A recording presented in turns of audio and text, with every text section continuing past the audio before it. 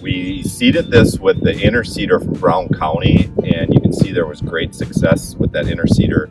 Years in the past, we just spread it on top with urea, but we were getting a lot of soil disturbance when we did that. So this year we were able to get our hands on the inner seeder, and we did about 110 acres of this, and it was a great success. We're standing here in this field that now has annual ryegrass, red clover, and crimson clover still growing and actually thriving really well after the silage was harvested. So having red clover and crimson clover in here, there's several reasons for that.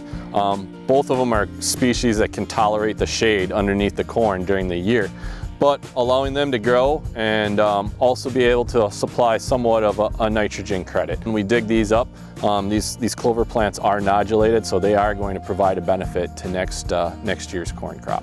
So it alleviates a little bit of stress for us coming into fall, knowing that this chunk of acreage was done already and we've had a good take.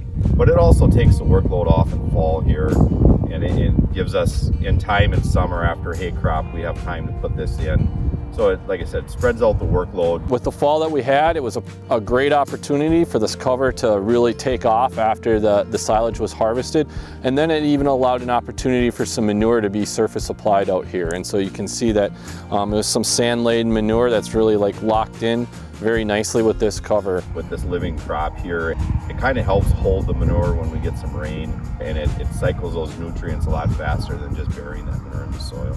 So the plan on this field is we put half our manure application down this fall, and in a perfect world, Mother Nature will get along with us next spring, and we'll come here in spring, and I would like to splash manure on top of this and then plant green whatever clovers are left growing in annual ryegrass, and then we'll spray it off a Roundup after we plant it and continue probably the same process next year on this field also then.